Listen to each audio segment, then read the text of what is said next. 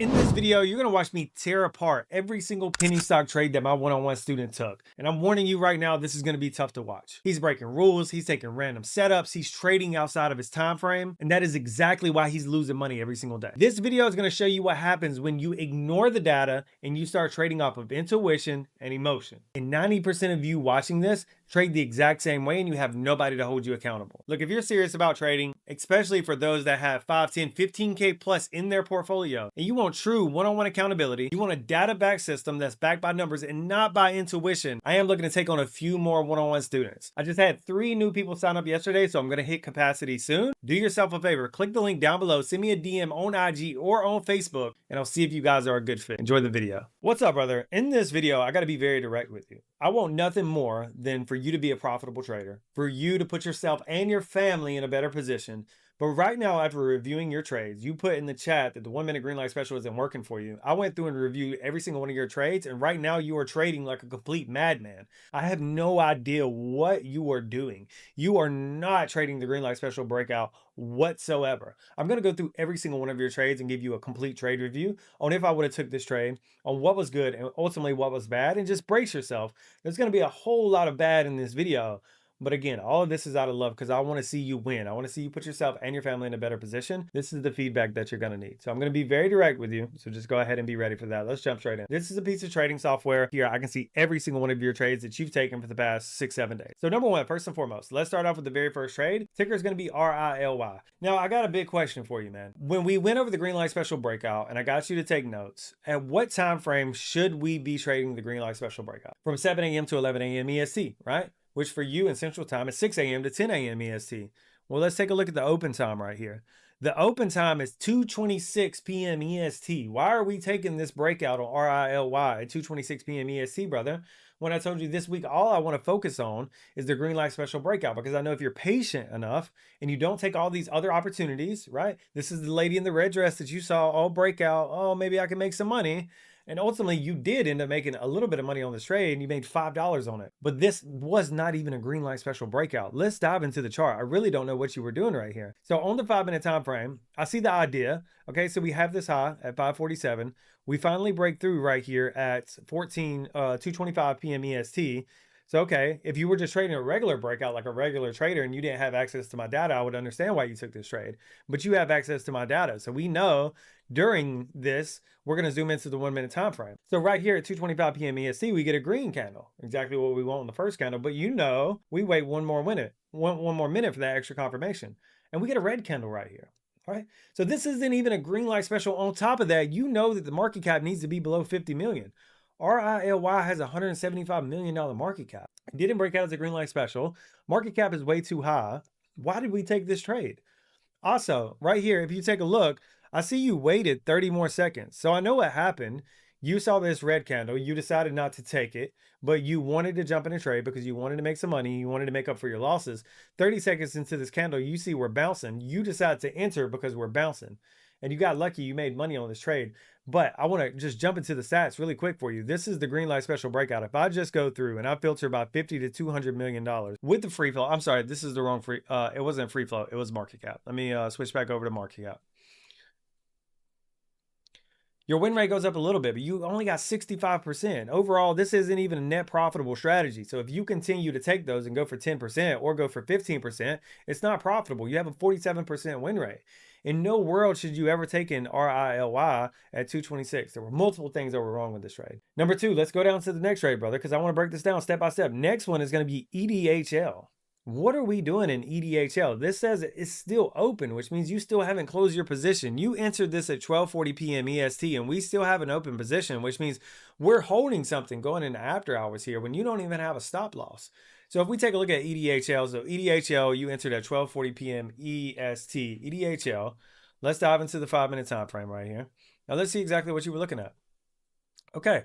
So we have this high right here. Okay, great. But again, this is outside of 11 a.m. EST. So we're outside of our time frame again. If we take a look at the market cap is 14 million. That's fine. Free float is 8 million. That's fine, right? Profile is from Hong Kong. It's from China. So you got to know that this is going to move fast. And it blows my mind you're still holding this one, especially it's from China. It's like you're asking to lose on this trade right here. So you enter at 1240. I see the idea. We're getting a breakout right here. But again, you have access to my data, so you know to switch over to the 1 minute time frame. So if we switch over to the 1 minute time frame and we take a look at 1240, this closed red. The first candle closed red and the next candle closed red. And if we just go into my dashboard, your win rate on that is going to be around 30%. And what's even worse, brother, is you're really trying to dig yourself a hole, because right now, from what I can see, you're still in this position, which means you entered up here, and currently right now you're down like 14, 15% on a trade that you should have never taken.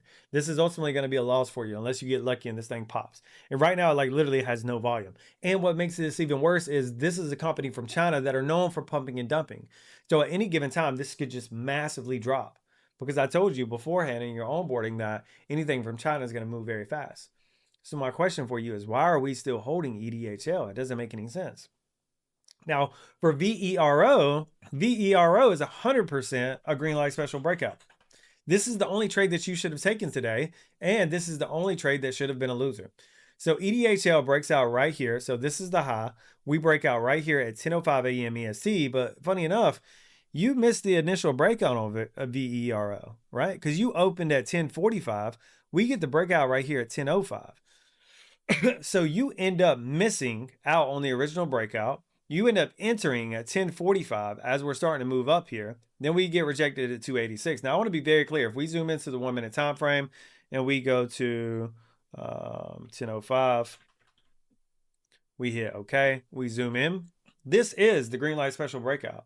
1 minute candle right here is trending green. Next 1 minute candle closes green. This is where we would have entered 100%. Boom. So right there, we get a 5% pop. That's not enough. Or actually, you would have been entering at the close of this candle. We pull back here, we try to bounce, and ultimately we get rejected. We make this move up to 286. If you would have entered at the right spot, which would have been right here, you would have been up around 8%. Not quite enough to get TP, which means ultimately this one would have turned into a loser if you would have played it correctly, because down here would have been your stop loss. Now, something I want you to keep in mind moving forward, and here's how you could have avoided this big loss. On the green light special breakout, any given time, if you see green on the 1 minute time frame, but then you zoom back out and you see the 5 minute candle ends up closing red, like in this example right here, then your win rate goes from 80% down to 50%. So most of the time when we get the green light special breakout, 90% of them are going green, and the 5 minute candle closes green as well. However, for the few where the 5 minute candle closes red, there's only about a 50% plus chance that it's going to go for at least 10%. So what we could have done in this situation is, instead of holding, we could have took a smaller loss than 20%. Now, this is a bit more advanced. This is something I'm going to continue to work on with you. However, I'm okay with this loss. I'm okay with you taking 20% loser on this one. At the end of the day, you got in late on this one. You shouldn't have been entering up here at 10:45. If we take a look at VERO, you entered at 270. The correct price for you to enter, if we zoom into the 1 minute time frame and we go back to that time, the correct spot for you to enter would have been right here at 265. So you end up getting in a little bit higher than you should have, but I'm 100% okay with you taking this loss, because that's a green light special breakout loser. It is what it is. It's going to happen. We're not going to win 100% of the time.